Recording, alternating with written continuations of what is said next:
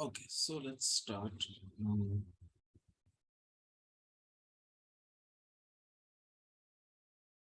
okay, so last time we proved some comparison results for Jacobi fields on the growth of Jacobi fields, right? So we had, to summarize, we had these estimates, right? If M is a manifold of pinched negative curvature, so sectional curvature in between two negative constants, minus b squared and minus a squared, then for any normal Jacobi field, which vanishes at time zero, we have these estimates on the growth of the Jacobi field. Okay, so the growth is exponential, and for t large, the growth looks like a constant times, it's in between a constant times e to the at and a constant times e to the bt. Okay, so Jacobi fields grow exponentially in negative curvature. And we also had this bound for the derivative of the norm squared of the Jacobi field. Okay, so this bound will be useful. The second bound, this will be useful later when we talk about the distance function. We'll see that this quantity is related to the second derivative of the distance function on a Riemannian manifold. So this bound will be useful later. So then we talked about the volume form of a Riemannian manifold, right? So if I take an oriented Riemannian manifold, then each tangent space is an oriented inner product space. And so there is a unique n form on the tangent space, which takes the value 1 on any positively oriented orthonormal basis of the tangent space. So this defines pointwise an n form at each point. And so we get an n form on the manifold, dvol. This is called the Riemannian volume form. And we saw that in local coordinates x1 to xn, this volume form takes the form square root of the determinant of G times dx1 wedge dxn, where G is the matrix of the Riemannian metric, Gij. Okay. So in particular, this volume form is smooth. And then from the volume form, by integrating over open sets, we get a measure on the manifold, which is the Riemannian volume measure. Yeah. And now we want to look at the change in the volume under a diffeomorphism. So for that, first, let's look at the level of linear algebra. So suppose T from V to W is a linear map between n-dimensional oriented inner product spaces. Okay, then we can define the determinant of T to be the determinant of A, where A is the matrix of the linear map T with respect to any positively oriented orthonormal bases, EI of V and Fj of W. Okay, so this is well defined because if I change my orthonormal basis EI and Fj, the change of basis matrix between two positively oriented orthonormal bases, that is a orthogonal linear map with determinant 1, right? So the change of basis matrices, those have determinant 1. So this determinant of A is well defined. Is this clear? Yes, sir. I mean, normally determinant is only defined for self maps, right? For endomorphisms of a vector space. But here we have a linear map between two different vector spaces, but we can still define its determinant if the vector spaces are oriented and inner product spaces. Okay. then its determinant still makes sense. Is this all right? Yeah. Okay. Now, so we have oriented inner product spaces V and W. So V has a volume form, say d vol V, and W has a volume form d vol W, right? So I can look at the pullback of d vol W by the linear map T. So this is an n form on V. So this is going to be a constant times d vol V, right? So what is this constant going to be? Any guess? What should this constant be? Determinant T. Determinant, right? So let's work that out. So so C, this constant C, I can write as C times d vol V applied to E1 to En, right? Because this d vol V E1 to En is 1, okay? But now C times d vol V, this is the same as T star of d vol W, right? Applied to E1 to En. And by definition of the pullback, T star d vol W means this is d vol W applied to TE1 to TEN, right? And now let's define a linear map from W to W, which sends the orthonormal basis Fi to the vectors T of Ei. Okay. So then this TE1 to TEN, I can write as SF1 up to SFN, right? So this is then S star d vol W of F1 to Fn. And we know how linear maps, how an n form pulls back under a linear map under an endomorphism. It gets multiplied by the determinant, right? So this is going to be determinant of S into d vol W of F1 to Fn. And d vol W of F1 to Fn is 1 because F1 to Fn is a positively oriented orthonormal basis and d vol W is the volume form of W. So this becomes determinant of S, and determinant of S is the same as the determinant of T, because T I can write as the composition of two linear maps, S composed with O, where O sends Ei to Fi, and then S sends Fi to T of Ei, right? And since this linear map O sends the positively oriented orthonormal basis Ei to the positively oriented orthonormal basis Fi, this is a orthogonal linear map with determinant 1, right? Okay. So the determinant of O is 1. And so that means that the determinant of T is the same as the determinant of S.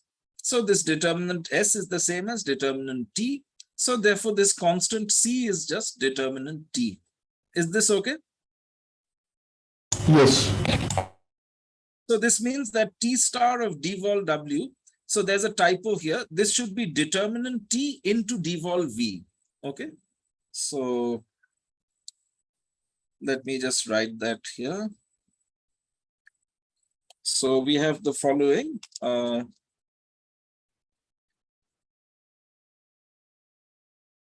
If T goes from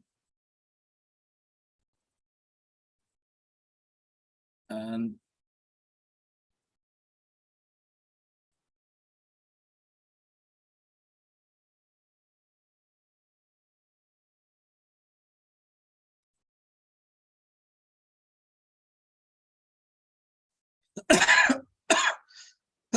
from one oriented inner product space to another,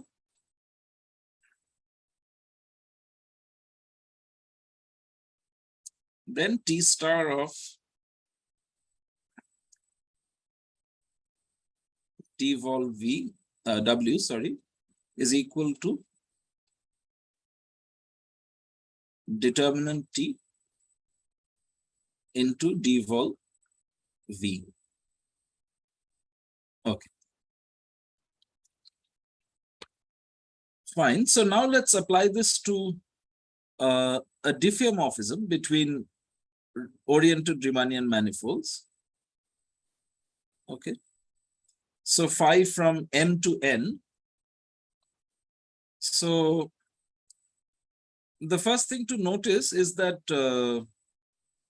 if I take any omega, which is an n form on the manifold n, which is integrable, then the integral of omega over n is equal to the integral of phi star omega over m. All right, this is okay. Yeah. Yes. Right. You can just prove this for omega with compact support in a chart, right? And then by using a partition of unity, you can get it for any omega. Is this all right? Yes. Okay. So now, suppose M and N are Riemannian manifolds, and we have this diffeomorphism phi from M to N, which is orientation preserving. So M and N are oriented Riemannian manifolds. Okay. And so let omega be an n form of the type f times d vol. Okay. So any n form is going to be a multiple, some function times the volume form, right? So suppose omega is f times d vol n. So then what is phi star omega?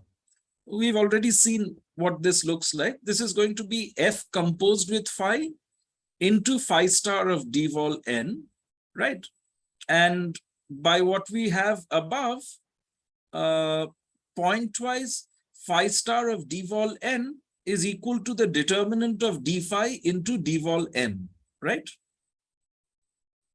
Yes? Yes.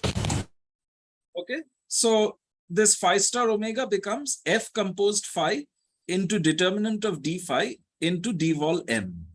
Therefore, the integral of f d vol n over n is equal to the integral over m of f composed phi determinant d phi d vol m.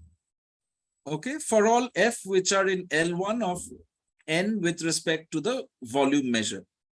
Is this all right? Yes. Okay, so this is the change of variables formula for orientation preserving diffeomorphism between Riemannian manifolds. Okay. So is this all right? Yeah. Yes. Okay.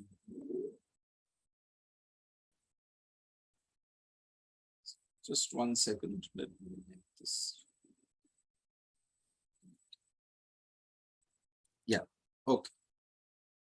So we have this change of variables formula. Okay, so we're going to use this to calculate the volumes of geodesic spheres and geodesic balls in a Riemannian manifold. Okay, so geodesic spheres are examples of submanifolds.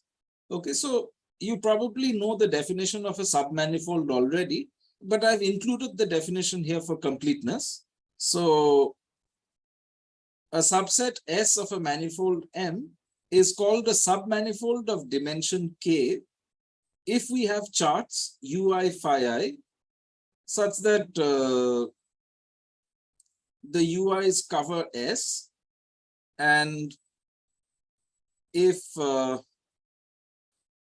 image of ui under phi I is some open set vi in Rn, then phi I of S intersection ui, this maps to vi intersection Rk cross 0. Okay. So in the charts, basically S sitting inside M looks like Rk sitting inside Rn. All right. Is it clear? Yes. So locally, the inclusion of S inside M looks like the inclusion of Rk inside Rn. Okay, that's what it means to be a submanifold. You have charts so that S sitting inside M looks like Rk sitting inside Rn. Okay. So S then becomes a manifold of dimension K, And if I look at the inclusion map from S into M, then the derivative of the inclusion map, this, as we've seen earlier, actually, this will be injective. And so we can identify the tangent space to S with a subspace of the tangent space to M. All right. And so if M is a Riemannian manifold, then we can restrict the Riemannian metric. So the Riemannian metric is defined on the tangent spaces of M. We can restrict it to the tangent spaces of S, right? Tangent space of S is a subspace of the tangent space of M. So we can restrict it to this subspace.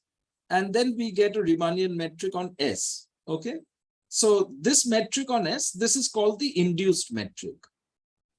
Okay, so we've already seen a special case of the induced metric where we took a submanifold of Rn, right? And we restricted the Euclidean metric on Rn to the submanifold to get a Riemannian metric on the submanifold, right? That was the induced metric in Rn, right? Okay, so more generally, you can do this for any submanifold of a Riemannian manifold. All right. Okay. So what we are going to apply this to is the case where S is a geodesic sphere in M. Okay. So this is going to be a submanifold of our Riemannian manifold M of dimension n-1. And so therefore, this submanifold, it has an induced metric, right? And so it has an induced volume form. And so integrating the volume form over the sphere, the volume form of the sphere over the sphere gives you the volume of the geodesic sphere. Is that clear? Right? Yes. Okay, so now we want to calculate this volume. All right. So first, since S is a geodesic sphere, we have a diffeomorphism. So if R is the radius of this geodesic sphere, then we have a diffeomorphism phi sub R, which goes from the unit tangent space at the center of the sphere, P. So TP1M, this is defined to be the set of unit tangent vectors in TPM. All right. So this is a sphere. This is the unit sphere inside the tangent space. Okay. So from the unit sphere in the tangent space, we have a diffeomorphism to this geodesic sphere S, which is just V goes to X RV, right? This will map the unit sphere in the tangent space to the geodesic sphere of radius R around V. Yes, is this okay? Yes. So now TP1M, this is a submanifold of TPM, the inner product space, which is an inner product space. So TPM is just isometric to Rn. So this TP1M you can think of as a Riemannian manifold, which is isometric to the unit sphere Sn-1 sitting inside Rn, right? Okay. So this is a Riemannian manifold. And this geodesic sphere, this is a submanifold of the Riemannian manifold N. So this is also a Riemannian manifold with the induced metric from M. All right. Yes. So this is a diffeomorphism between Riemannian manifolds. So we can look at the determinant of its derivative, right? Okay. Yes. Yes. Okay.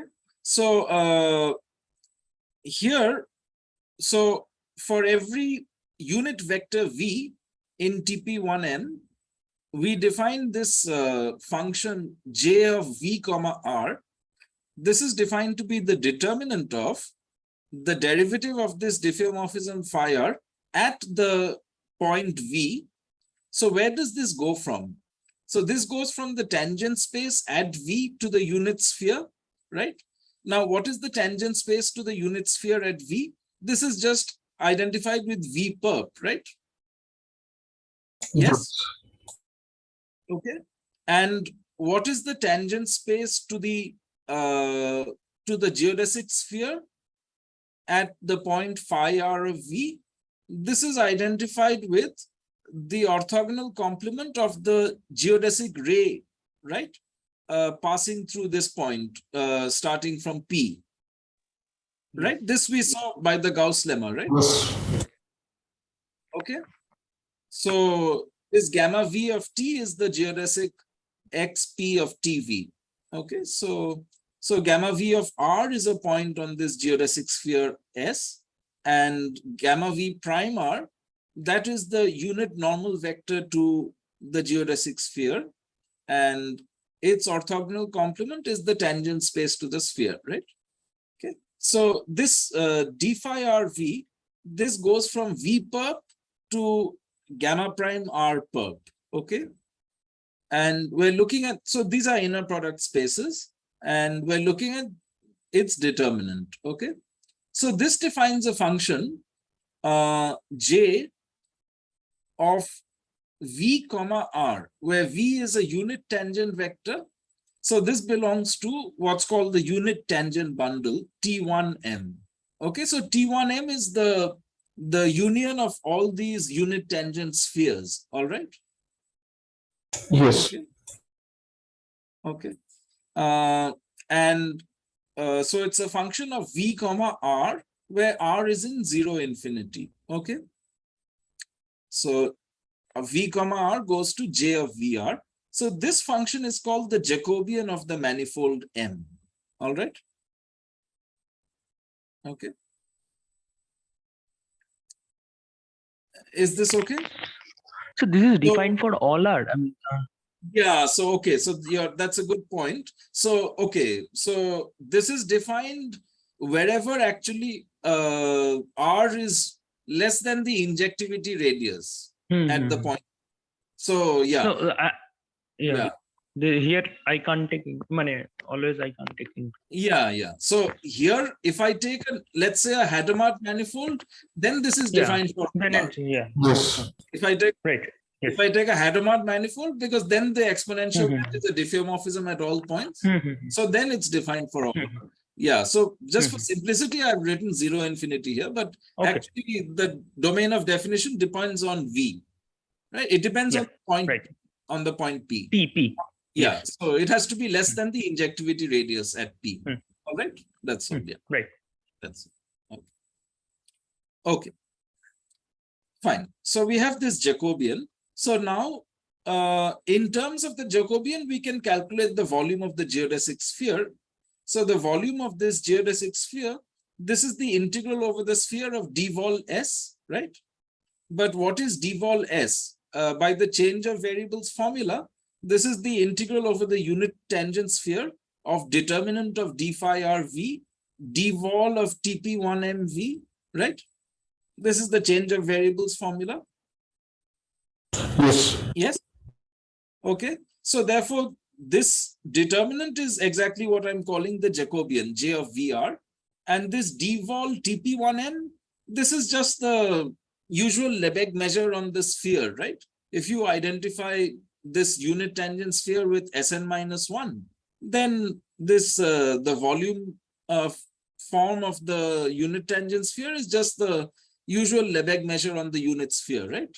Which is invariant under orthogonal transformations of Rn, right? Okay, so let me call that d lambda p. Okay, so this is usually just called the Lebesgue measure on the unit tangent sphere. Okay, so we get this formula. The volume of the sphere of radius r around P, the geodesic sphere, is the integral over the unit tangent sphere in the tangent space, right, of the Jacobian, J of VR. So here R is fixed. I'm integrating over V. V is a unit tangent vector running over this unit tangent sphere. And I'm integrating with respect to the usual Lebesgue measure on the unit tangent sphere. Is this okay? Yes. So we need to understand what this Jacobian looks like, right? Now, it should be clear to you that this Jacobian should be related to Jacobi fields, because this diffeomorphism d phi r, this is given basically by the exponential map, right? And we're looking at its derivative. We know the derivative of the exponential is given in terms of Jacobi fields, right? And then we're looking at its determinant, right? So you should expect that this determinant should be related to the growth of Jacobi fields, right? Does that make sense? Yes. Yeah. Okay. So that's what we're going to do. But first, let's find a formula for the volume of a ball. Okay. So this was a formula for the volume of a sphere. Now let's find a formula for the volume of a ball. So suppose B is the ball BPR. So that's the exponential of the ball of radius r in the tangent space around the origin. So this is a geodesic ball in M. Okay. So the idea is to write this as the ball minus a point, you can write as a disjoint union of spheres, right? Of radius less than r. So that leads us to this diffeomorphism. This is basically polar coordinates on this ball minus a point. Okay. This diffeomorphism is nothing but polar coordinates, geodesic polar coordinates.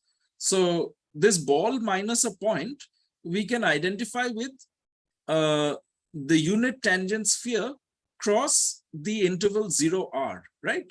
And the map is v comma t goes to x tv. Is this clear? Yes. Okay, so this is geodesic polar coordinates on this ball minus a point. All right. Okay. So now we have this product space. Okay. And we're going to use the change of variables formula. All right. So the volume of the ball will be the same as the integral of the volume form over the ball minus a point. And that by the change of variables formula will be given by an integral over this product space. All right. Times the determinant of this d phi. All right. So that's what we're going to do. So let Z be this product space TP1M cross 0R. Okay. So this is a Riemannian manifold, right? And what is an orthonormal basis of the tangent space to Z, to this product space at a point V comma T? This is going to be given by an orthonormal basis of the tangent space to TP1M at the point V, which is a V perp. Okay, so you take an orthonormal basis E1 to En minus 1 of V perp. Okay, and then you take del del T, where T is the coordinate on this interval 0R, right? So is it clear? This will be an orthonormal basis of Z, of the tangent space to Z. Is this clear? Yeah, this is a product manifold with the product Riemannian product metric, right? So this TP1M and this interval 0R, these are orthogonal to each other. Right. Right?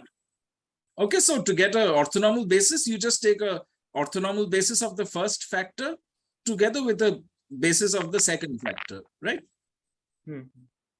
Is this clear? So this will be an orthonormal basis of Z. Yes. Yes. Okay. So here E1 to E2 minus what 1. are you trying to do now? Hello. Yeah, so we're trying to calculate the volume of this ball. So we're going to use the change of variables formula, right? So for that, we want to integrate over this product space using the change of variables formula, right? The integral of We already volume know of the the- volume on the spheres. Now I want to calculate the volume of the ball. Basically, Correct. So how do we calculate the volume of the ball? It's an integral over the ball of the volume form of M, right? Now, by change of variables formula, that's going to be the integral of the determinant of d phi over this product space, right? right. Yes.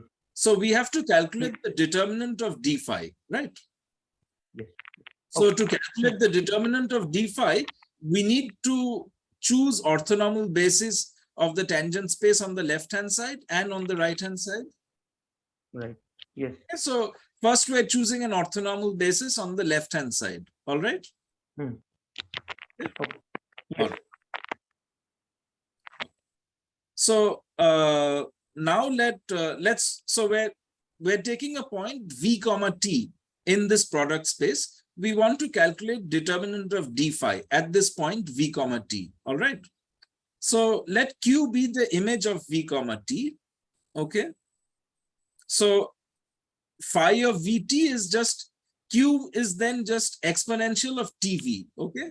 So this I can write as gamma v of t, where gamma v is the geodesic with initial condition v, right? With initial velocity v, right? Okay. Right. Yes. So then Yes. what is the tangent space at q? I can write this as an orthogonal direct sum of the radial direction gamma v prime t together with its orthogonal complement, right? And this I can write as r gamma v prime t direct sum the tangent space to the sphere TQS, right? Gamma v prime perp is the same as the tangent space to the sphere at the point Q, Yes. right? Yes. Okay. Yes. So I have this orthogonal direct sum, basically the radial, the normal direction to the sphere together with the tangent direction to the sphere. All right. Right. Right. So I want to choose an orthonormal basis of TQM, which is adapted to this direct sum decomposition. Okay. So how do I do that? So I take any orthonormal basis of TQS or to the sphere. Okay. So then if I take this orthonormal basis f1 to fn minus 1 union gamma v prime t, that will be an orthonormal basis of TQN, right? Okay. And now if I look at the differential of my map phi, right, then this map phi, what does it do at the tangent level? D phi, what does it do? So V perp is going to map to TQS and del del T is going to map to gamma V prime T, right? Is this clear? Yes. So let's look at the map phi again. So if I fix T, then when I vary V, right, I am mapping into the same sphere of radius T, right? Into a fixed sphere of radius T. Yes. So when I differentiate the tangent space at the point V to this unit tangent sphere, that is V perp, that is going to map to the tangent space to the sphere, right? Yes. Okay.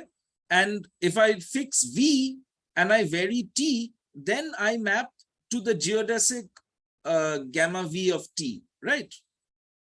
So when I differentiate in T, then I'm going to map to the tangent vector to the geodesic gamma prime T, right?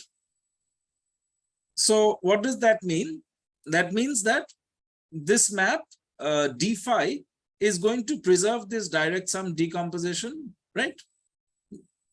V perp is going to map to TQS and R del del T is going to map to R gamma V prime T, right? Yes. Is this clear? Okay. So now if I look at, so let me look at the map from V perp to TQS, right?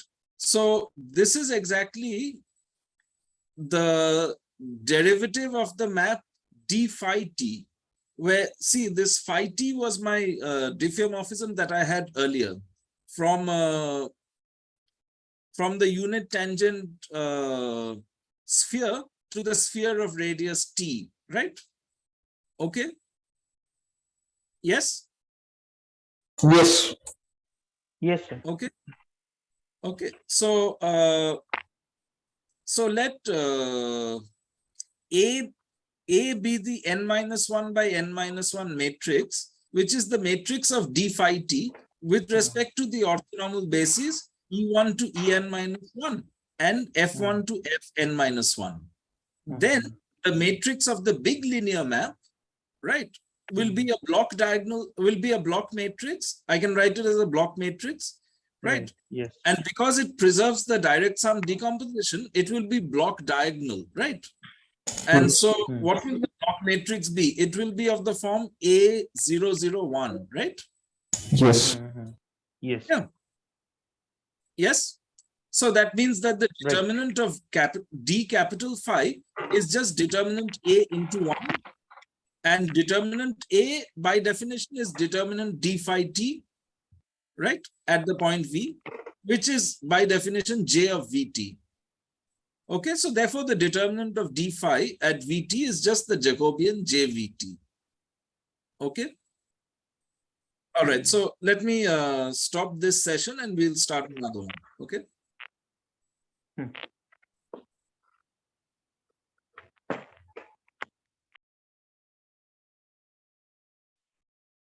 Okay, so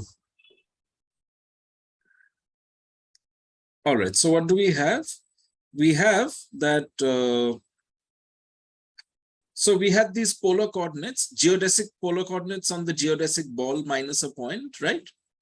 So that writes the ball minus a point as the product of the unit tangent sphere with the interval 0r, right? We have this diffeomorphism v comma t goes to x tv, and we've just calculated its determinant, right? With respect to orthonormal basis on the left-hand side and right-hand side, right? So because this this polar coordinates map, it preserves the direct sum decomposition, right?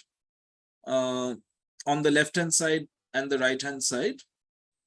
And so if you take orthonormal bases which are adapted to this direct sum decomposition, then the matrix of this linear map will be block diagonal, right?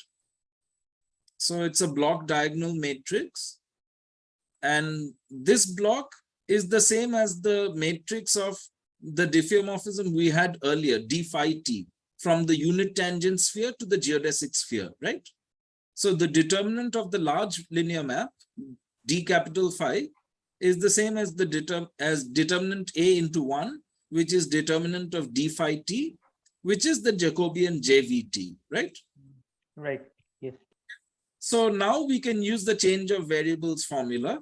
So the volume of the ball, BPR, this is the integral of the Riemannian volume form of n over the ball minus a point. And by the change of variables formula, this is the same as the integral over the product space, TP1m cross 0r, of determinant d phi Vt with respect to the volume form of the product manifold. And now it's easy to see that for a product manifold, the volume form of, the volume measure of the product manifold is the product measure. Okay. All right. So I won't do that, but this is a general fact. If you take a product of Riemannian manifolds, then the volume measure of the product is just the product measure of the two manifolds. Okay. So since this is a product measure, this integral just becomes an integral from 0 to r, integral over the unit tangent sphere, jvt d lambda p of v dt. Okay. Is this clear? Yes. Okay, that's because this volume measure on the product is just a product measure. Okay. So the inner integral is the volume of the sphere of radius t, right? The inner integral we just saw earlier, this is the volume of the sphere of radius t. So therefore, the volume of the ball becomes an integral from 0 to r of the volume of the sphere of radius t dt. Is this clear? Yes. Yes. Okay. So this is what we wanted. Okay. So the volume of balls is given by just integrating from 0 to r the volume of spheres. Okay. Right. Okay. All right. Good. So now we can use our comparison theorems for Jacobi fields to get volume comparison theorems. Okay, so the volume comparison will come from the following, just a very simple linear algebra fact. So suppose T is from V to W is an orientation preserving linear map between k-dimensional oriented inner product spaces, okay, such that T expands vectors, the lengths of vectors by a factor lambda. So the norm of TV, suppose this is greater than or equal to lambda times norm V. Okay. Then we want to say, what do you think you can say about the determinant of T in this case? Any guess? And you should get some estimate on the determinant of T in this case, right? At least lambda to the dimension. Right. It should be at least lambda to the K, right? The determinant should be greater than or equal to lambda to the K. So let's prove that. Okay. So how do we prove that? So let's look at the map T star T. Okay. So this is self-adjoint. So I can find an orthonormal basis of eigenvectors E1 to Ek in V, and let mu1 to mu k be the eigenvalues of T star T. Okay. So then if I look at lambda squared, this I can write as lambda squared times norm of EI squared, right? This norm EI is just 1, right?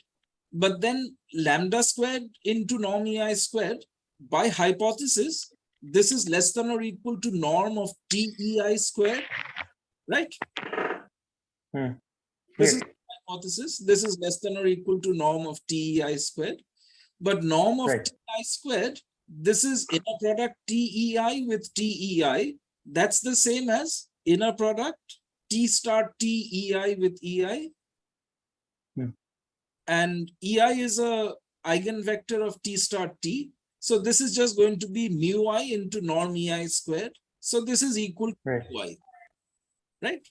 So I get that mu I is greater than or equal to lambda squared for all I, right? Right. So therefore, the determinant of T, this is the square root of the determinant of T star T. And the determinant of T star T is the product mu1 to mu k. And each mu I is greater than or equal to lambda. So this is greater than or equal to lambda to the 2k to the power half. So therefore, the determinant of T is greater than or equal to lambda to the k. Is this clear? Yes. Or Kojit? Sir, the linear map you should be taking from V to V, right? On the, No, it's from V to W. Remember, V and W are oriented inner product spaces. So the determinant is well defined, right? But I'm looking at T star T, right? Yes. So the determinant of T star T will be the square of the determinant of T. That is still true, right? But T star is defined from W to V. T star goes okay. from W Fine. to Yeah, fine. Okay. Fine. Look, just choose fixed bases of V and W, orthonormal basis of V and W. Then the determinant is just the determinant of matrices, right? Right, yes. So the matrix of T star is just the transpose of the matrix of T. Transpose, yeah. So it's just the usual determinant AB equal to determinant A into determinant B, and determinant A transpose equal to determinant A. That's it. Yes. Just the usual facts, matrices. Just reduce it to matrices. Okay. Okay. Fine. Then it's all right. Yeah. Okay. So determinant T is greater than or equal to lambda to the K if norm TV is greater than or equal to lambda norm V. All right, for all V and V.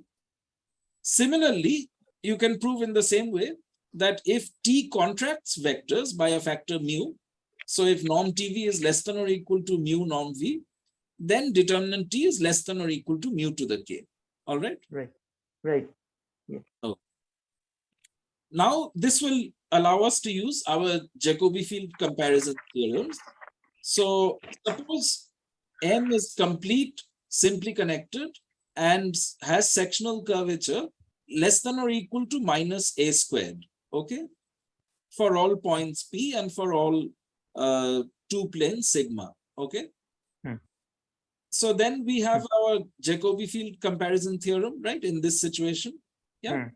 So now consider this diffeomorphism that we had, phi sub r. This goes from the unit tangent sphere to the geodesic sphere of radius r. V goes to x rv. Okay. So let's compute the derivative of this diffeomorphism, all right, at a point V. So to compute the derivative, let's choose a curve in the unit tangent sphere, okay, say V of S, okay, such that V0 is V and V prime 0 is some W, which is in V perp, okay. So here Vs belongs to TP1M for all S, all right. So I'm taking a smooth curve in the unit tangent sphere, passing through V at time 0, and whose derivative at time 0 is a given vector W in V perp, all right? So then what is the derivative d phi r at V applied to W? So by the chain rule, this is DDS of the image of this curve, right? So this is DDS at S equal to 0 of X of RVS, right? Now this, you can see if I fix an S and I vary R, then I get a geodesic, right? So this is a one parameter family of geodesics, right? If I think of it as a function of two variables, R and S, right? Yes. So this, when I differentiate with respect to the parameter, this will give me a Jacobi field, right? Right. Okay, JW of R, where my Jacobi field JW of T is what? It is del del S at S equal to 0 of X of T Vs, right? This is my Jacobi field. It's just, I have a one parameter family of geodesics for each S. So when I differentiate with respect to the parameter S at time 0, I'll get a Jacobi field, okay? So what we need to figure out are the initial conditions of this Jacobi field, right? So this we've already done, right? When we worked out the derivative of the exponential map, we saw that we got this sort of Jacobi field. And so J of 0 is equal to 0, right? Yes. Okay, because all of these start from the same point P, and using symmetry of the connection, we were able to show that J prime 0 is equal to W, right? Yes. Utsav, you remember this, yeah? Yes. So we showed that J0 is 0 and J prime 0 is W, okay? So this is exactly the sort of Jacobi field to which our comparison theorem applies, right? Yes. Okay, it has initial condition 0 W, W is in V perp. So by the Jacobi field comparison, we have now the norm of d phi of W. This is norm of J of R. This is greater than or equal to sin H AR by A into norm W. Is this clear? This is the Jacobi field comparison we had. Yes. Right? So this is for all W in V perp. And therefore, by what we've just proved above here, the determinant will be greater than or equal to this constant to the power K, right? Right. So our constant is this sin H AR by A, all right? Right. So therefore, J of VR, this is the determinant of d phi RV. This is greater than or equal to sin H AR by A to the power n minus 1, right? Okay, because we're working with for a map between n minus 1 dimensional manifolds, right? Right. Okay. Therefore, therefore, we get the following estimate for the volume of a geodesic sphere of radius r. This is the integral of the Jacobian JVR d lambda Vp. This is greater than or equal to this constant, right? Sin h AR to the power, sin h AR by A to the power n minus 1. So then I integrate with respect to the, so this comes out of the integral, and then I get this constant times a constant, which is the volume of the n minus 1 sphere Sn minus 1, right? In Rn. Is this clear? Yes. Yes. Okay. So this gives us one estimate for the volume, a lower bound for the volume of geodesic spheres when the sectional curvature is bounded above by minus a squared. Okay. Mm. So this shows what? That the volume of geodesic spheres, it grows exponentially, right? This sin h AR to the power n minus 1 for R large, this looks like e to the power n minus 1 AR, right? Yes. Okay, so this shows that you have exponential growth, right? And the bigger A is, the bigger the exponential growth is, right? You have exponential Right. volume growth of geodesic spheres. Okay. Similarly, if you have a lower bound on sectional curvature, right, then you will get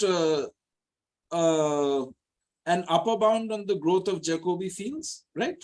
Yes. And an upper bound on the growth of Jacobi fields will give you an upper bound on the determinant, right? Yes. Okay, so you'll get an upper bound, Same. and that will give you an upper bound on the volume of geodesic spheres, right? Right. So therefore, you Yes. get that the volume of the geodesic sphere of radius r, this will be less than this same constant, Cn minus 1, into sin h br by b to the power n minus 1. Okay. Right. So if Yes. the sectional curvature is in between two negative constants, minus b squared and minus a squared, then the volume of geodesic spheres, it is in between sin h AR to the power n minus 1 times a constant, and sin h BR to the power n minus 1 times a constant. All right. Right. Yes. Okay. And to get the volume of geodesic balls, you just integrate this from 0 to r, right? That's what we've seen. The volume of the geodesic ball is given by integrating the volume of geodesic spheres from 0 to r. So I integrate both sides from 0 to r, and an easy estimate will tell you that the volume of geodesic balls will therefore look like some constant divided by a power n into e to the n minus 1 a. This is a lower bound. And on the other hand, you have some constant e to the n minus 1 b over b power n. And this is true for r large, for r bigger than 1. Okay. Is this clear? Yes. I mean, This is just, should it be n minus you just 1 or should it be n? I'm just asking. no, n minus 1, right? When you integrate, you have an n minus 1 here, right? So it will be n minus 1. Yeah, after that, we're integrating, right? Yeah, so the integral is not going to change the exponent, right? Right. What is the integral of e to the lambda x? It's again e to the lambda x, right? Right, right. Sorry. Just basic calculus, right? E to the lambda x, you still get e to the lambda x, right? Yes, Utsav? Yes, yes. Yes. Just integral of e to the lambda x is what? It's e to the lambda x again, right? So Yes. whatever, 1 over lambda e to the lambda x, whatever. But anyway, so you still get the same exponential, right? Yes. So forget about the sin h for large r, sin h x looks like e to the x, right? For large x, right? So if you want an estimate for large r, this you can just think of this as e to the n minus 1 br. So when I integrate from whatever 0 to r, oh, there's an r missing here. I'm sorry. There's an r here. Right. There's an r missing here and an r missing here. Sorry. Yeah, I'm missing the r here. Right. Yeah, sorry. A typo here. There should be r and r here. Yeah. Is this okay? So the exponent is n minus 1 dr and n minus 1 ar. In between these two, the volume growth is. All right. Right. Okay. So if I look at what's called the logarithmic volume growth of the manifold, that is, you look at the limit of log of the volume of ball of radius r divided by r. Okay. So if I look at the limit, this will be greater than or equal to n minus 1a. And if I look at the lim sup, this will be less than or equal to n minus 1b. Is this clear? Yes. Yes. And Utsav, for a symmetric space, this this logarithmic volume growth is equal to twice rho squared, Okay. right? Yeah, I didn't know that. Okay. I'm sorry, twice rho, not rho squared, twice rho. It's twice rho, sorry, it's twice rho. Yeah, it's twice rho. So what you get is that, yeah, right, it's twice rho. Yeah. Okay, I mean, so for the real hyperbolic space, so what do we get? We get that this lim sup of log of volume of ball of radius r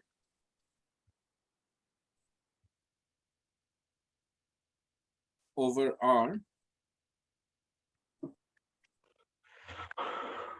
This is less than or equal to n minus 1b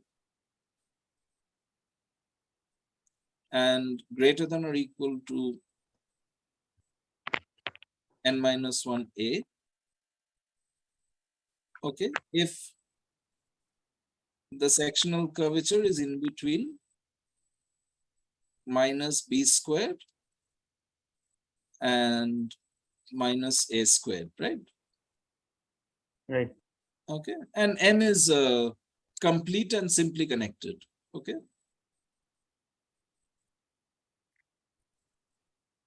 Is this clear? Yeah. Yes. So,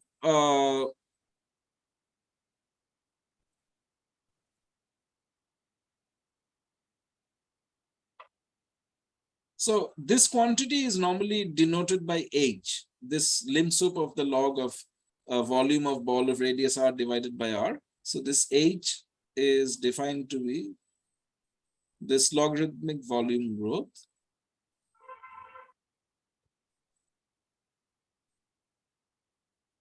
And this quantity is very important in the study of negatively curved manifolds.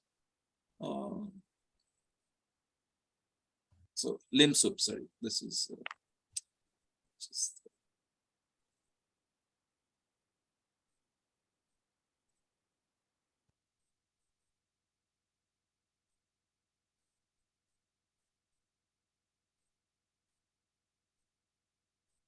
okay. So for example, if M is real hyperbolic space, okay, then A and B are both equal to 1, right? Yes. Because the sectional curvature is constant equal to -1. So So, the limit exists. so H, the limit exists, and this logarithmic volume growth is just equal to n minus 1, right? Right. Yes. Okay. So now, yeah, I see it is true. Yes. All right. Yeah. Okay. So now, what is this H n minus 1? Notice this is the same as the dimension of the boundary of Hn, right? Yes, yes. Right. Okay. Right. This is the same as the dimension of the boundary of Hn. And if you take a rank 1 symmetric space, so that means either complex hyperbolic space or quaternionic hyperbolic space or octonionic or Cayley, right? you take any other rank 1 symmetric space, then the sectional curvature is, it's a fact, this is in between -4 and -1. Okay, so that means A is equal to 1 and B is equal to 2. All right. So that means that this logarithmic volume growth H, this is in between n-1 and 2n-1.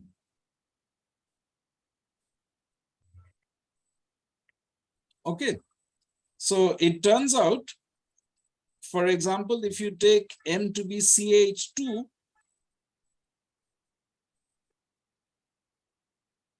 the two-dimensional complex hyperbolic space, right? So boundary M is S3, okay, right? This boundary, however, it is identified with the Heisenberg group N union infinity, okay? Right, the Heisenberg group N is C semi-direct product R, right, Utsav? Yes? Yes, sir. Okay, now this Heisenberg group has a translation invariant metric. It has a few translation invariant metrics. So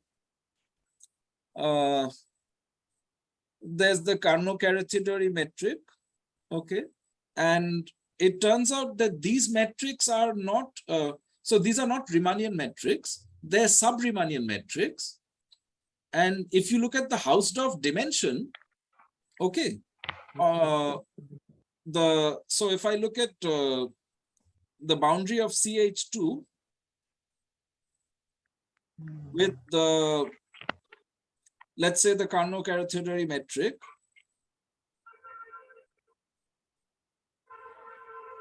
okay, then if I look at the Hausdorff dimension of this, so the topological dimension is 3, right? It's just S3.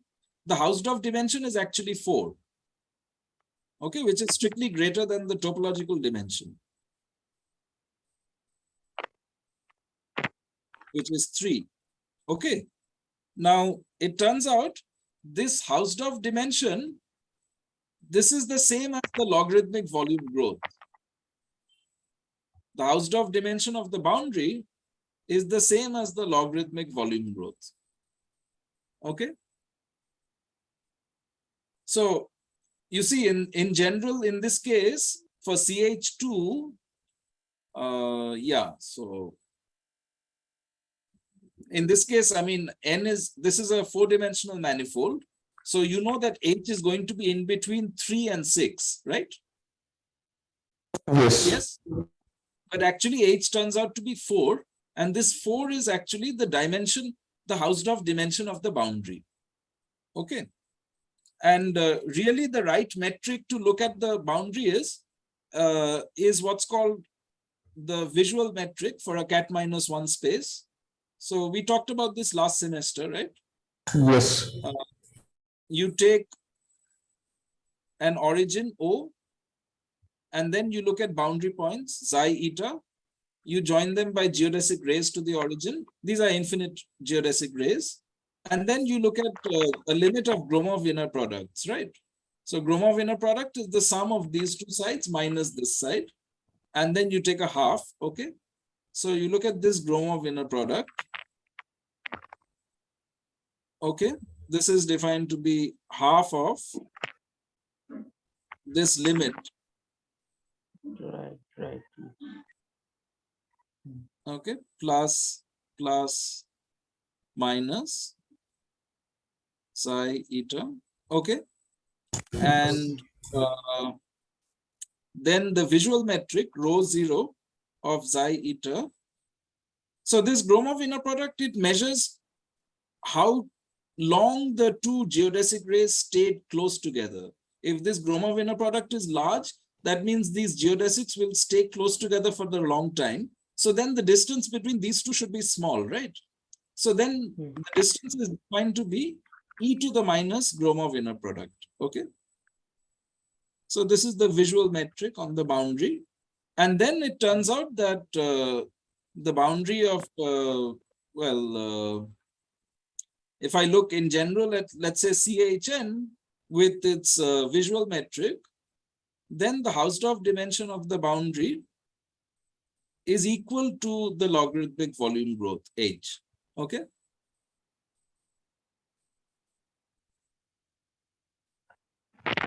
All right. And so H is equal to 4. Well, for CH2, but for general N, it's Oh. something else. Right. Yeah. Okay, so for this CHNs, this H always, this limit always exists. Correct. Yeah, the limit exists. So there's a more general situation. A more general situation is you take X to be a closed negatively curved manifold. Okay. Okay. So this I can write as the quotient of its universal cover by the fundamental group, right? M is Right. X tilde Right. and gamma is pi 1 X. Okay. Mhm. Okay. So closed means compact without boundary. In this case, Right. you have a very nice. So again, we can look at the visual metric on the boundary of M. Okay. And then we have the following equalities. This H, the logarithmic volume growth of M of the universal cover, this is equal to the Hausdorff dimension of boundary M with respect to any visual metric. And this is also equal to what's called the topological entropy of the geodesic flow of X. So this is a very nice relation between these three quantities. Okay. All right. In this case also the limit exists. The limit of log of volume of ball of radius r divided by r. The limit exists. It's not just a lim sub, the limit exists. Okay. Okay. So is this all right? Yeah. Yes. So this logarithmic volume growth equal to Hausdorff dimension of the boundary, this is a very general statement. Okay, this holds in a general setting, in this generality. All right. Okay. Yes. Any questions?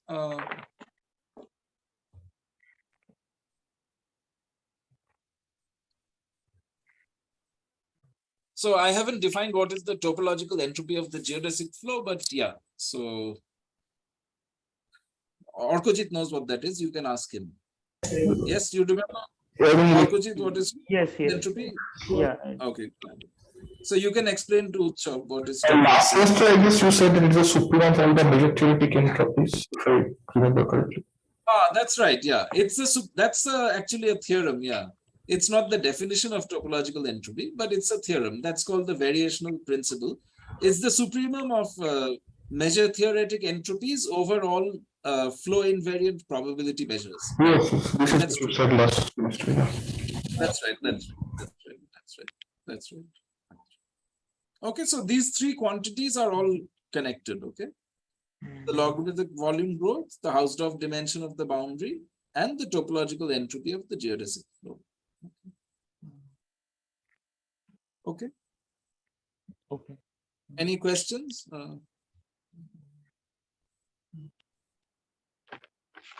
So what we've done is we've just got upper and lower bounds on this logarithmic volume growth, right?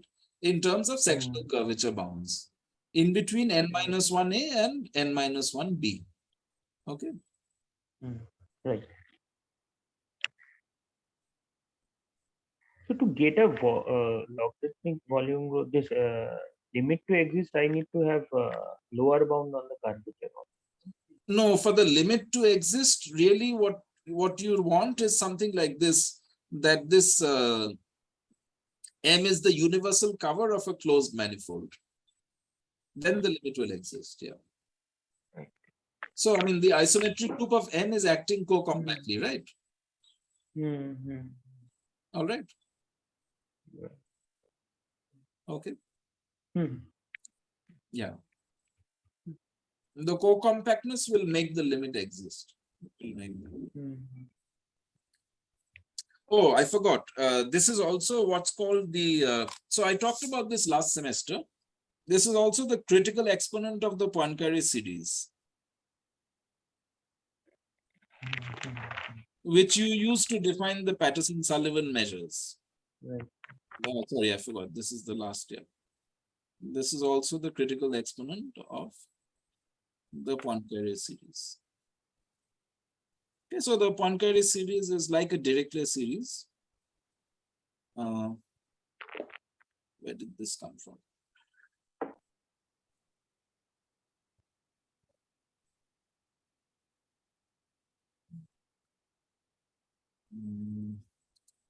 Yeah, okay. So the Poincare series is a summation over gamma in gamma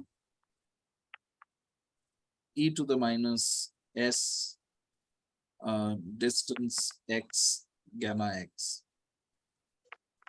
Okay. So this converges for s, real part of s, bigger than h. Okay.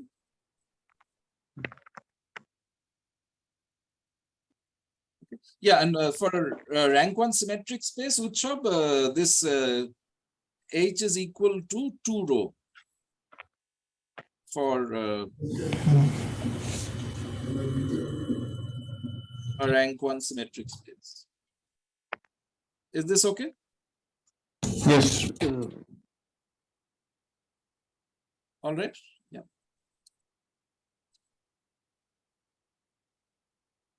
Yeah.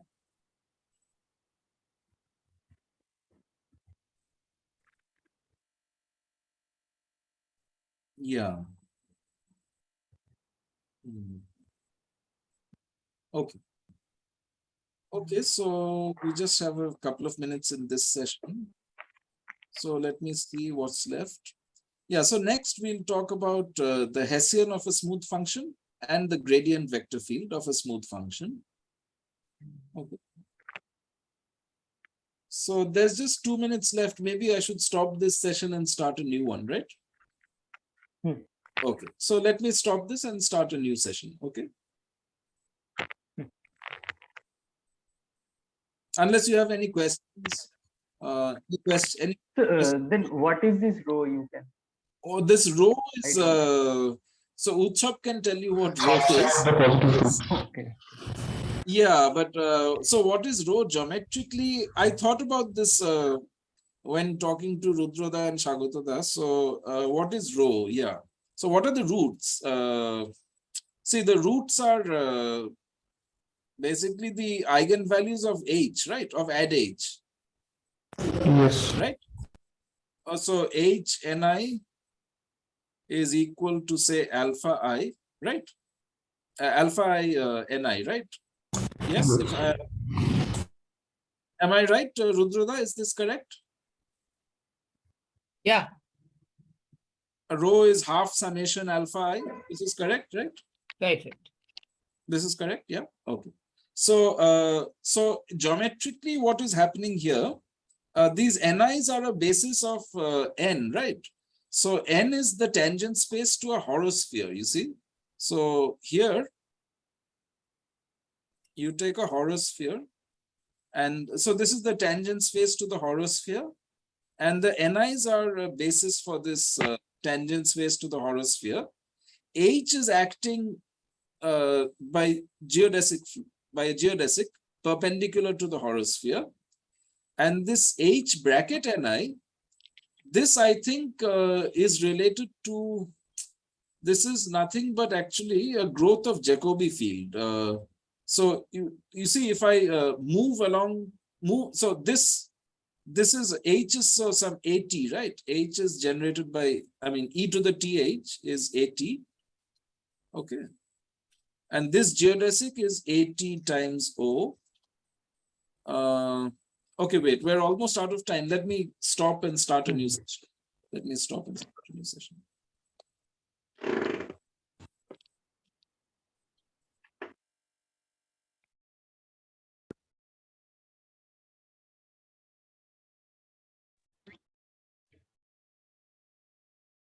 Yeah, okay, so right.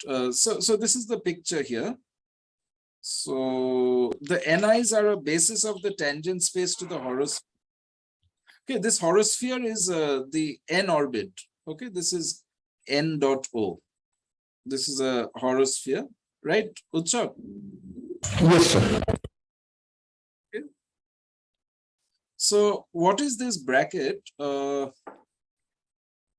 This bracket means what? You're commutating AT and N. Yeah, so what happens if I commutate? So that means I'm going to do N and H and then N and then H inverse. And so, yeah, wait, let me just think of the picture for a second. So you have these two horospheres.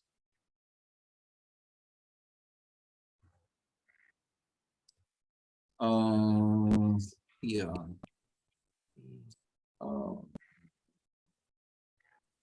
Yeah, actually what happens is, right. If I conjugate, yeah, AT S, AT inverse, right? This is equal to N something like TS, right? Yes. Okay, you have this conjugation relation. So if I differentiate this with respect to T, then I will get, I think, this commutating relation, right? Yes, because that is bigger and then TDT figures fall out. Yeah. Yeah, well, this is, see, this is big add A, right? This is big add A. This is big add AT acting on NS. So when I differentiate, I'll get little add, right? Yes. So see, this picture is nothing. It's just, see, this is my N. This is moving along the horosphere, right? And yeah, okay. Yeah, right. Now I remember, yeah. Okay, so yeah. So see, this is AT. It's moving in the perpendicular direction to the horospheres. Now, what happens is when I move towards the center of the horosphere, these horospheres get contracted, okay? And they get contracted by a exponentially, okay? So if I do, so the conjugate of, yeah,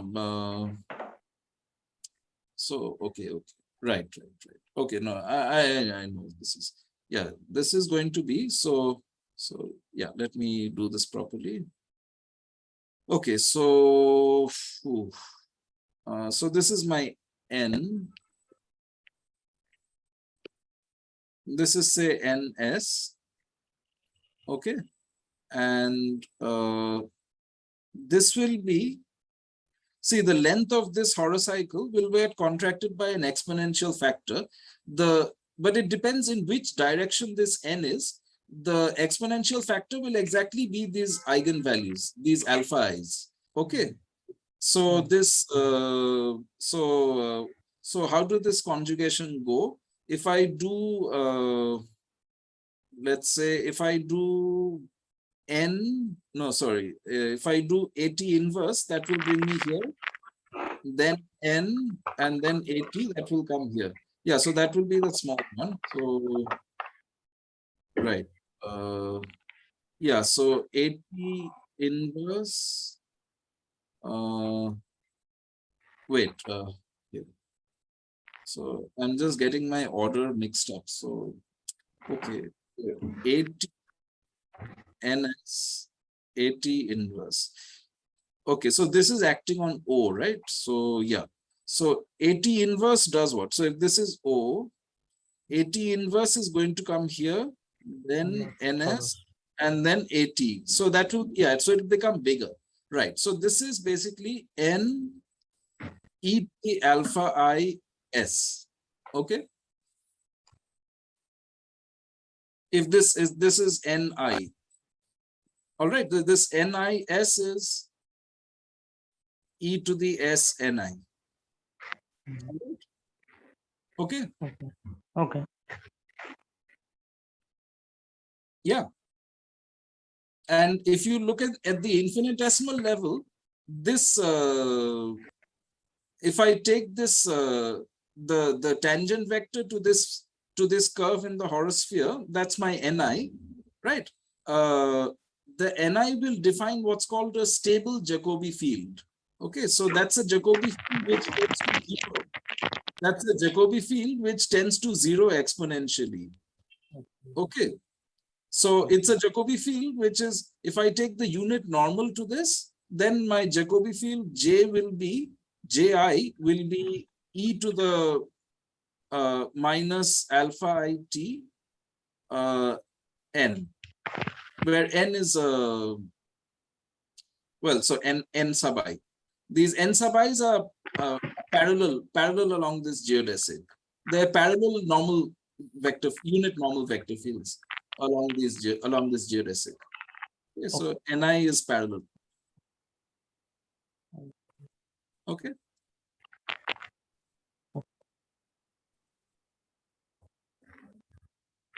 So this is the picture. So these are called stable Jacobi fields. Yeah. And so this alpha I you can also write as, basically it's the roots are, I think, minus the inner product of Ji prime with Ji. That should be correct. Yeah. Something like this. Yeah. So this is minus the growth ddt at t equal to 0 of these stable Jacobi fields, half norm of Ji squared. Okay, and when you take the sum of the alpha i's, okay, this we see, this turns out to be, this is a sum of these derivatives. This turns out to be the Laplacian of the Boozerman function. Okay, so the sum of the roots is just the Laplacian of this Boozerman function. All right. So this is a 2 rho, which is your H. So this is true for a harmonic manifold. It's the sum of the roots is the roots are basically second derivatives of a Boozerman function. Okay, so this is a Nabla squared Boozerman function EI. Okay. Yeah, right. So I'll try and work this out sometime. If you want to see more Utsav, I can work this out. Yeah. Yes, sir. Rudroda, if you're interested also, I can work this out. Yeah. So I don't remember exactly, but this I know. Yeah. Of course. This is a, yeah. This will be nice, yeah. Yeah. So let me come to what is the Laplacian and the Hessian, right? This is the Hessian. This Nabla squared is the Hessian. So let me, yeah. So what I wanted to talk about is what is the Hessian, right? Of a function on a Riemannian manifold. So let's come to that, okay? So maybe I can come back to this, the interpretation of the roots some other time. Yeah. Okay. I don't remember it exactly. So I just tried to give you an idea. So yeah. Okay. Yeah. I mean, the roots correspond to see different sectional curvature in different directions. So if you know, in CH2, in complex hyperbolic space, one of the roots is 1 and the other is 2, right? I think. So, you know, that corresponds to sectional curvature -1 in certain directions and -4 in the other directions. So in the directions where so basically it's, I have this, this gamma, right? And I'm looking at the sectional curvature of planes, like I have a 2-plane gamma and some N1. So this is, say, gamma prime and N1. So this sectional curvature, if this is -1, then Jacobi fields, stable Jacobi fields will decay like in H2. So here the decay of Jacobi fields will look like e to the minus t. Okay, but if I take another N2,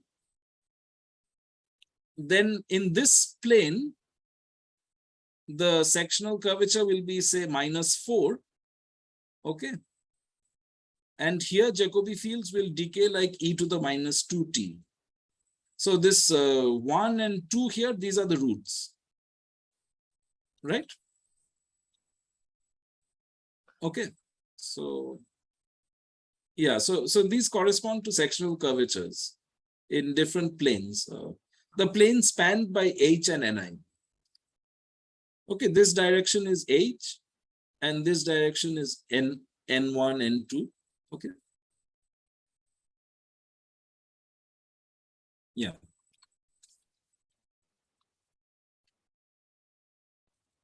All right. Okay, so let me come back to basic thing. So what I wanted to talk about. So, all right. Fine. So let's first define what is the gradient vector field of a smooth function. Okay. So, so if f is a smooth function on a Riemannian manifold, then we have its derivative df at each point. So this is a linear functional on the tangent space. So the tangent space is an inner product space. So any linear functional is given by inner product with a vector, right? So that vector is defined to be the gradient vector. Okay. So this means that dfp of v for any vector v in the tangent space is given by inner product of v with the gradient vector nabla f at p. Okay, is this all right? This is the definition of the gradient vector field. Yes, okay. Okay, so now we want to work out what is this gradient vector field in local coordinates. Okay, so suppose we take phi equal to x1 to xn are local coordinates, and G is the matrix of the Riemannian metric, Gij. Okay, so let's call G super Ij. Let this be the inverse of the matrix G. Okay, let this be G inverse. Okay, then so in terms of the basis del xi, let me write nabla f as a summation ai del xi. Okay, and let me take a tangent vector v, which is summation vi del xi. Okay. Then this inner product with nabla f and v by bilinearity of the inner product, this is going to be sum over ij, ai, vj, gij, right? Yes? Yes. Okay.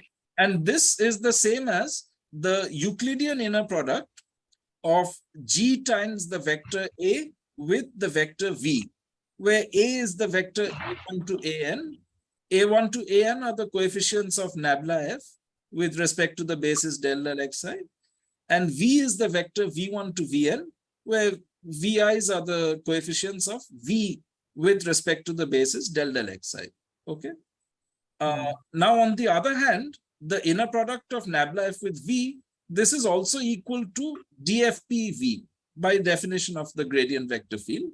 So we know what df acting on a vector is. This is summation vi del f del xi, right? Right. And this is the Euclidean inner product of the vector v with what we can call the Euclidean gradient of f. So that means the vector del f del x1 up to del f del xn. Okay, the gradient computed with respect to the local coordinates. Okay. Right. So what do we get? We get that therefore, this is true for all vectors v in Rn. So the inner product of GA with V is the same as the inner product of the Euclidean gradient with V. This is true for all V. Therefore, G times A is equal to the Euclidean gradient of F. So GA is equal to nabla phi F. That means that A is equal to G inverse nabla phi F, right? Okay. And A was the coefficients of nabla F with respect to the basis del del xi. So therefore, nabla F is equal to sum over I, the AI del del xi. AI is given by G inverse times the Euclidean gradient. So that is sum over J, Gij del F del xj. Is this all right? Yes. The matrix of G inverse is this matrix G super Ij. Okay. So, Yes. okay. So this gives us an expression for the Euclidean gradient, for the gradient vector field, which also tells us that nabla F is a smooth vector field, right? This is a smooth vector field. Right. This matrix G super Ij is smooth. Okay. Okay. So therefore, nabla F is a smooth vector field. So now we can define what is called the Hessian of F. So first we define it as a bilinear form on the tangent space. So nabla squared F at P. This is going from TPM cross TPM to R. It sends V comma W to the inner product of nabla sub V of nabla F with W. Okay. So remember, nabla F is a vector field. So we can take its covariant derivative with respect to any tangent vector V, right? Okay. All right. So Right. now remember, in Euclidean space, we defined the Hessian as the second derivative, which was a bilinear form, right? It was a symmetric bilinear form, right? It was a symmetric bilinear form. And here, it is not obvious that this bilinear form is symmetric, right? Because you've got a V here and a W here. It's not clear that this is going to be symmetric. It turns out that this is in fact a symmetric bilinear form. Okay. So let's prove that. So suppose VW are vectors in TPM. So choose vector fields XY on M such that X at P is equal to V and Y at P is equal to W. Okay. So then the Hessian nabla squared FP of VW, this is equal to inner product of nabla sub X of nabla F with Y at P, right? Okay. Now by metric compatibility of the connection, this nabla sub X of nabla F inner product Y, this I can write as X acting on inner product nabla F Y minus inner product of nabla F with nabla XY, right? Right. Okay. Now, what is inner product of nabla F with Y? This is the same as DF acting on Y, right? By definition of the gradient vector field, this is DF acting on Y. So that's the same as Y acting on F, right? The vector field Y acting on the function F. Okay. So this becomes X acting on Y acting on F. So this becomes XYF, right? This first term becomes XYF. And now by symmetry of the connection, this nabla XY minus nabla YX, this is equal to bracket XY. So I can replace nabla XY by bracket XY plus nabla YX. So when I do that here, then I get two terms, right? I get a minus inner product of nabla F with bracket XY minus inner product nabla F with nabla YX. Okay. Right. Okay. Now, nabla F inner product with bracket XY, by definition of the gradient vector field, this is the same as bracket XY acting on F, right? Right. And then I have this minus grad F nabla YX. Okay. And now what is XY minus bracket XY? That's going to become yx, right? That will be yx. Because bracket xy is xy minus yx. So Right. if I take this yx to the other side, it's going to be equal to xy minus bracket xy, right? So this xy Right. minus bracket xy, this becomes yxf, and then I have minus inner product nabla f nabla yx, and so yxf, this is the same as y acting on inner product nabla f x, right? Then I have minus nabla f inner product with nabla yx. And now I use the metric compatibility. This y acting on nabla f inner product x, when I expand this out, right, one of the terms is going to cancel with this term, and what will remain is nabla y of nabla f inner product x. Is this okay? Yes. So, And this at point P, this is exactly equal to the Hessian acting on W comma. Is this all right? yes, sir. Yes. So in fact, it turns out that symmetry of the Hessian is equivalent to symmetry of the connection. Okay. Symmetry of the Hessian is actually equivalent to symmetry of the connection. So, yeah.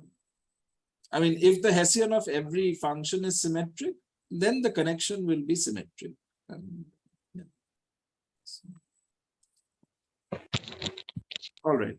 So the Hessian is a symmetric bilinear form. Okay. So since it's a symmetric bilinear form on an inner product space, we can identify it with a self-adjoint linear map, right? Mm. On an inner product space, there's a one-to-one correspondence between symmetric bilinear forms and self-adjoint linear maps. Yes. Yes. Mm. So we get a self-adjoint linear map, which we will call the Hessian of F. So this goes Mm. from TPM to TPM, and it has the property that nabla squared F acting on VW is equal to inner product of Hessian F V with W, right? Yeah, this is how the correspondence between symmetric bilinear forms and self-adjoint linear maps is defined, right? Yes. Yes. Okay.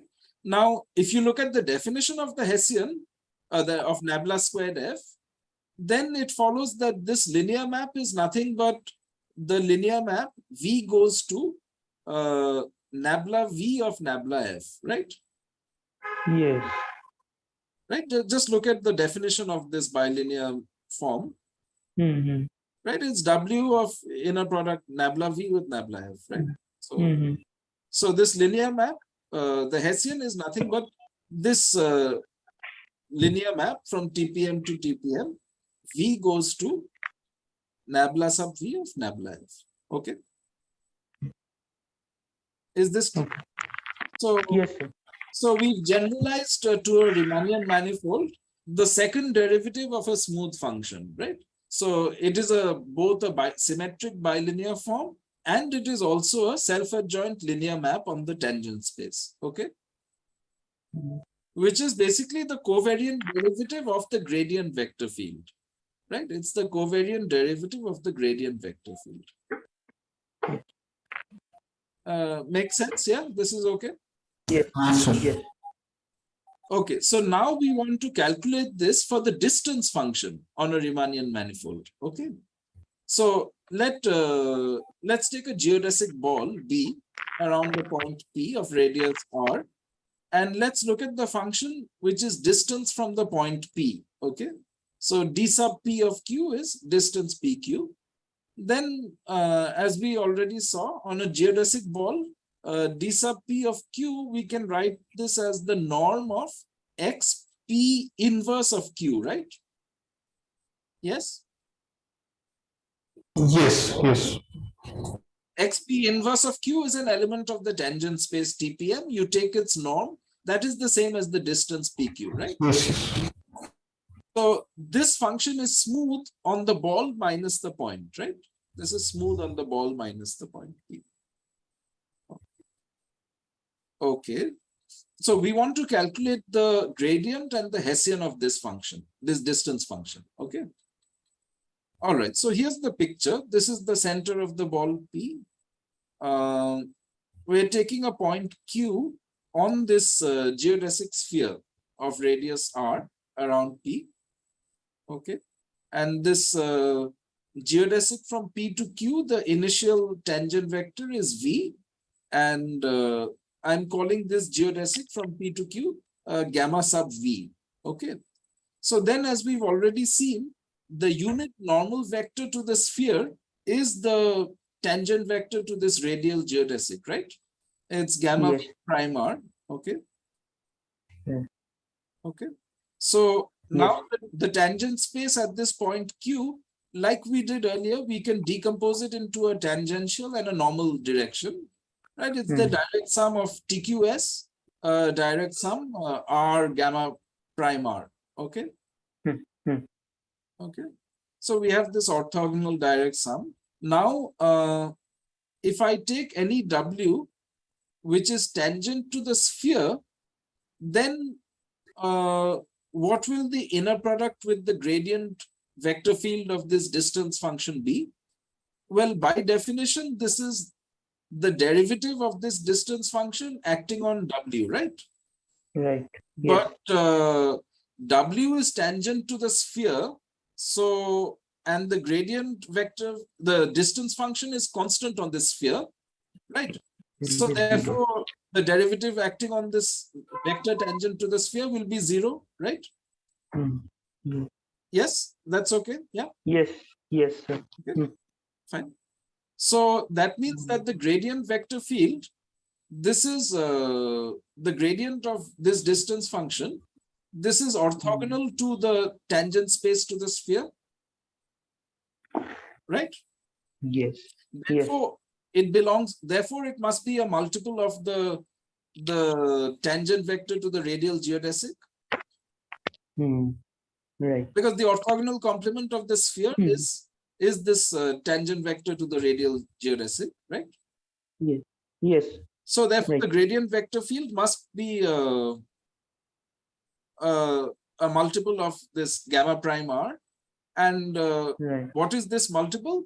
That lambda we can calculate by just taking, we write lambda as inner product of lambda gamma prime r with gamma prime r, right? Since the norm gamma prime is 1. So this becomes, this lambda gamma prime becomes grad dp q with gamma prime. So this is the same as the derivative of this distance function acting on gamma prime. And that is the same by the chain rule. This is ddt at t equal to r of the distance of p from gamma vt, right? By the chain Yes. rule. And this distance from P to gamma VT, this is just T times the norm of TV, right? Right. Yeah, because this distance is the norm of X inverse of gamma VT, and gamma VT is X of TV. So X inverse, this is just TV. So this is ddt of norm TV, which is 1, right? Because norm V is 1. Okay. Yes. So that means that lambda is 1. So therefore, this gradient to the distance function is just gamma prime r. Okay. Right. Okay. So the gradient vector field to the distance function is just the radial vector field. Okay. It's just the radial vector field, which is of length 1 and which is normal to all the geodesic spheres. Is this clear? Yes. Sir. So that is the gradient vector field of the distance function. It's just the radial vector field based on P. So note it is not smooth at P, right? It has a singularity at P, right? The gradient vector field is going to look like this. I mean, it's it has a singularity at P, right? So this grad dP is just the radial unit. This is the unit radial vector field based at P.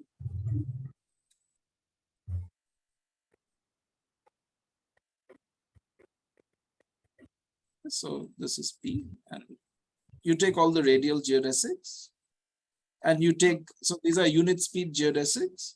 You take their tangent vectors. Those are unit tangent vectors. So this is the radial vector field. Okay.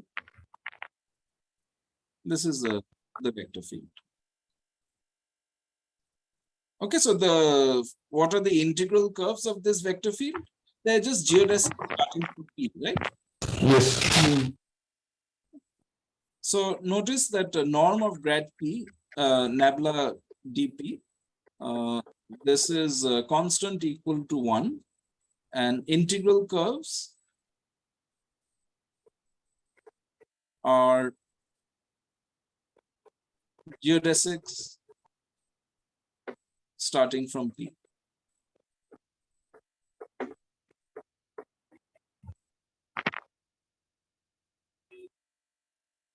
Okay, so this is the gradient vector field of the distance function. This is on a geodesic ball. Okay. All right. Yes. Yes. So notice it has a singularity at P, right? Because I mean, if I converge from this direction, I get one limit. If I converge from this direction, I get a different limit, right? It has a singularity. Right. It's not continuous. It's not defined at P. If you want something continuous, then you can look at gradient of dp squared. Dp squared we know is smooth. What is the gradient of dp squared? This is equal to twice dp into grad dp, right? By the chain rule. This will be smooth. This will be smooth. Okay. When you multiply by this dp, that will make the lengths of these vectors go to 0, right? As you converge to p. So then you will no longer have a singularity. This will be smooth. Okay, so the gradient of dp squared will be smooth. Okay.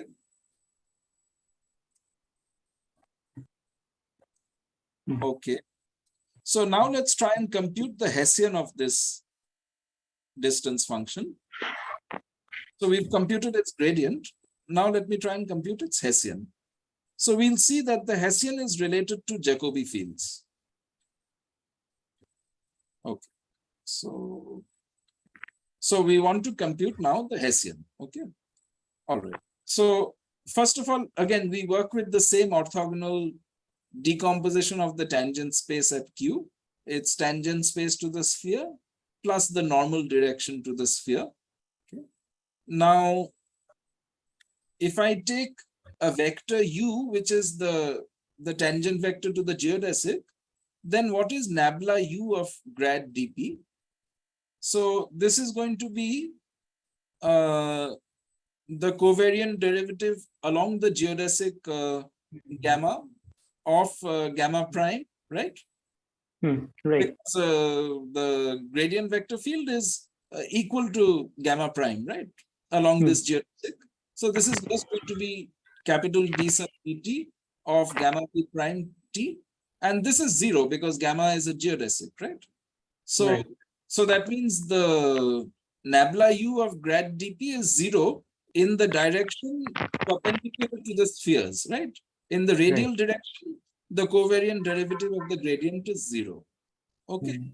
So therefore, the Hessian will be 0 if I act on a pair of vectors gamma prime comma w, right?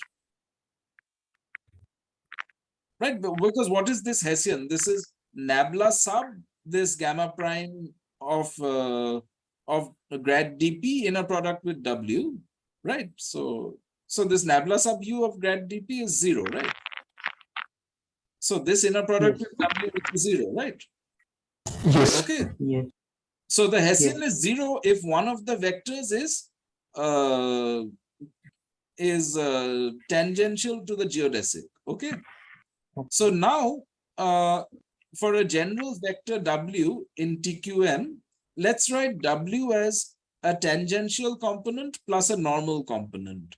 So here tangential means tangential to the geodesic and normal means normal to the geodesic. So that means tangent to the sphere. Okay.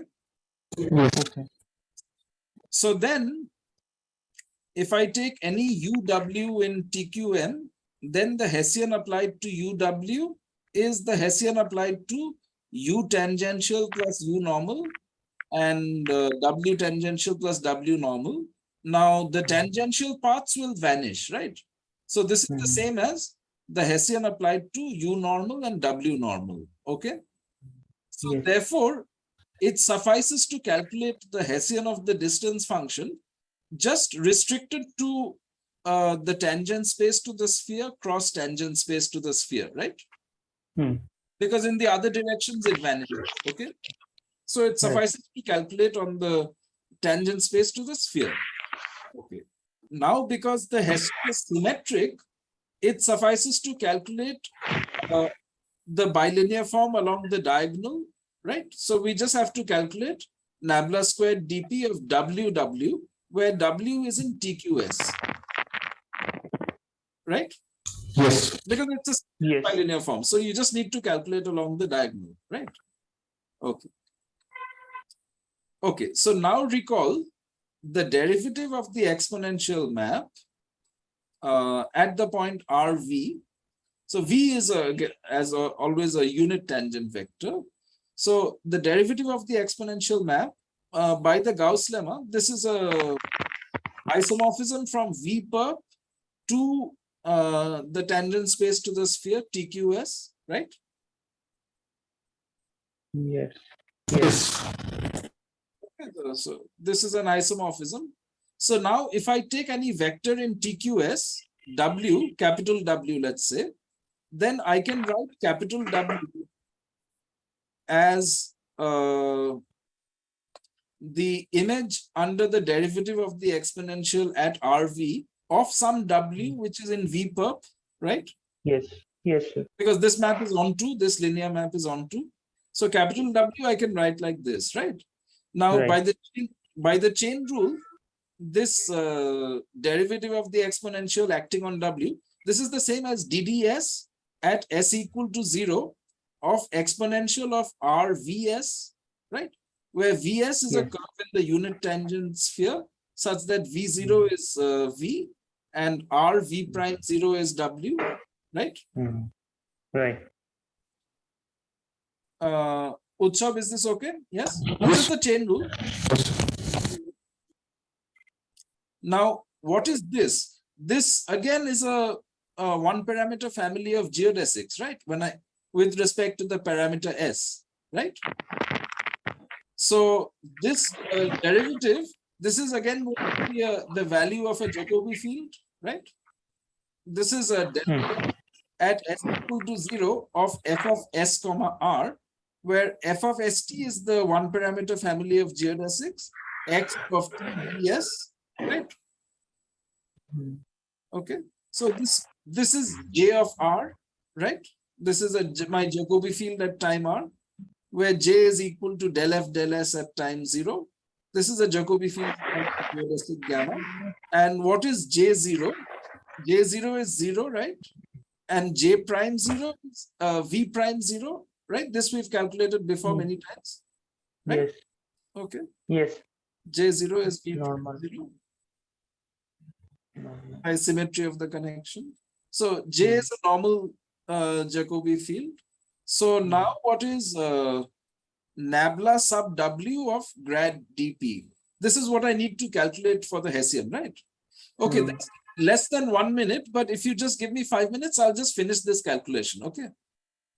So can we just start another session for 5 minutes? Is that okay? Can we take 1 minute break? Sorry? Can we take just 1 minute break? Yeah, 1 minute break. Okay, fine. And then just a session for 5 minutes. I'll just finish this calculation. Okay, so I'll stop this session now. 5 minutes.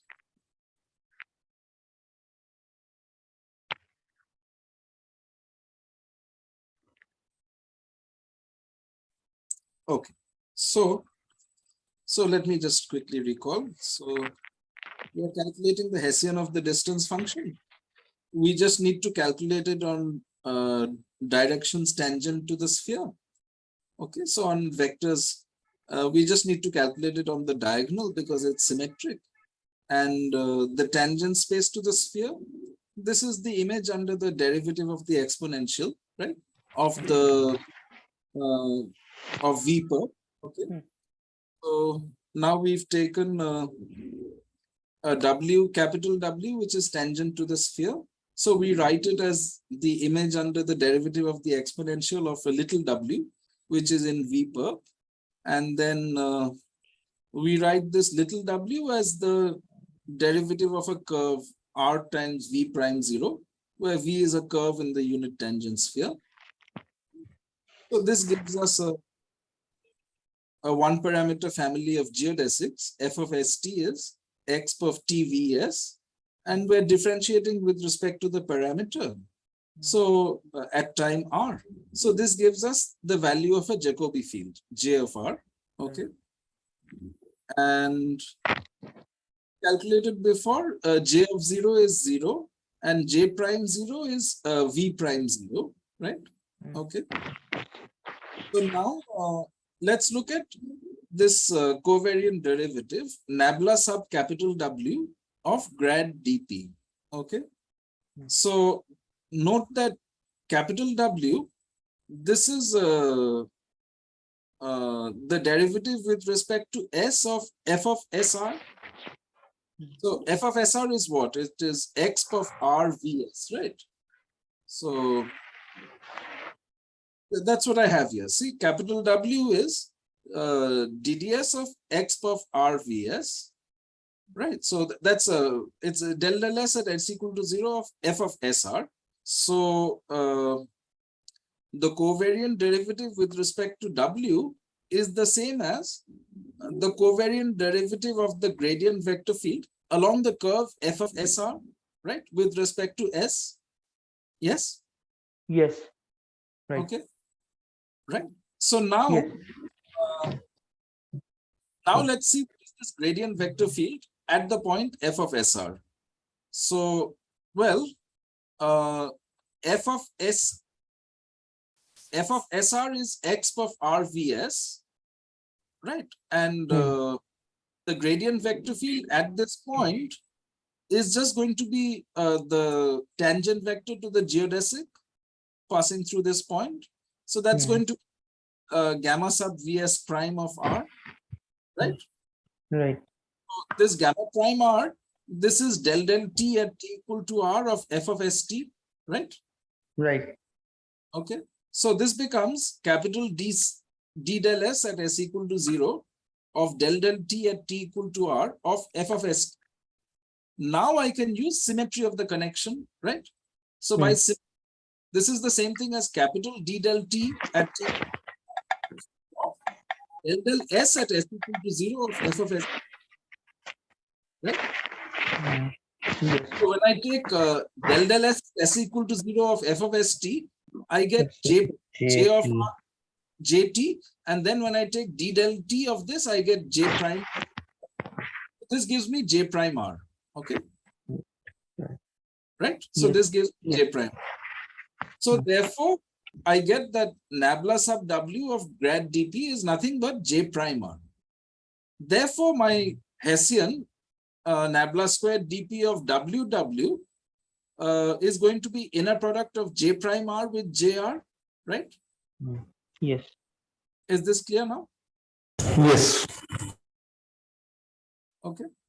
Where J is the unique normal Jacobi field along gamma, such that J0 is 0 and J of R is W. Okay. Yes. All right. So this inner product J prime R J, this is what we one of the quantities we computed in the Jacobi field comparison theorem, right? If you Yes. remember this quantity J prime, inner product J prime J. See, this is what I say. This turns out to be exactly the Hessian of the distance function. Okay. So you see what I was saying earlier about Boseman functions here, this inner product J prime J I, J prime J here. Here, the Jacobi field is not a Jacobi field which vanishes at the origin. It's a stable Jacobi field. That is a Jacobi field which vanishes at infinity. Okay. at this point at infinity, it's a limit of Jacobi fields which vanish at points along the geodesic. All right. So, and so when I take those Jacobi fields, inner product J prime J is the Hessian of the distance functions. But then distance functions minus a constant, those converge to the Boseman function, right? So therefore, this in the limit, this inner product J prime for the stable Jacobi fields, this is going to give me the Hessian of the Boseman function. Make sense? Yes. Yes. Okay, now it makes sense, yeah? Right? Mm. Okay, and so when I sum over I, when I take the sum over the roots, I'll get basically the trace of the Hessian, right? When I sum over an orthonormal basis, and the trace of the Hessian is just the Laplacian. Okay, so maybe now it makes sense. Okay, yeah, Yes. right. Okay, so this is what I was trying to say then. So yeah, so this inner product J prime here, this is the Hessian of the distance function. Okay, and finally to finish, we get as a consequence the Hessian comparison theorem. So suppose the sectional curvature is bounded above by minus a squared, and we are in the same setup. We take a geodesic ball, we take a point Q at distance r from the center P, and we take the sphere S passing through Q, and for W in TQM, again you write it as a tangential plus a normal component. So tangent to the geodesic plus normal to the geodesic. And so the Hessian acting on WW is the same as the Hessian acting on WN, which is the same as inner product J prime with J at R, where J is such that J0 is 0 and JR is WN. Okay. And this by the Jacobi field comparison theorem, this is greater than or equal to A cottage AR norm of JR squared. So that is norm of WN squared, right? Right. Okay. Yes. Is this clear? This is what we proved in the Jacobi field Yes. comparison theory. And similarly, if we have a lower bound on sectional curvature, then we have an upper bound on this inner product J prime J. So therefore, we get an upper bound on the Hessian. So finally, we have this Hessian comparison theorem that Hessian of the distance function acting on WW, this is greater than or equal to A cottage AR, normal component of W squared, and less than or equal to B cottage BR, normal component of W squared. Is this okay? Yeah. Yes. Yes, sir. Okay. Yeah. So yeah, when we take trace, we'll get estimates on the Laplacian of the distance function. You see, so that is what is needed for us, is an estimate on the Laplacian of the distance function. So that follows from this Hessian comparison theorem. Okay. Is this all right? Yes, sir. Okay, so yeah, sorry for going over time, but anyway, have a good puja break, and I'll see you after. Okay, so the week after next week, right? So we'll meet after. Okay, sir. Any questions or comments?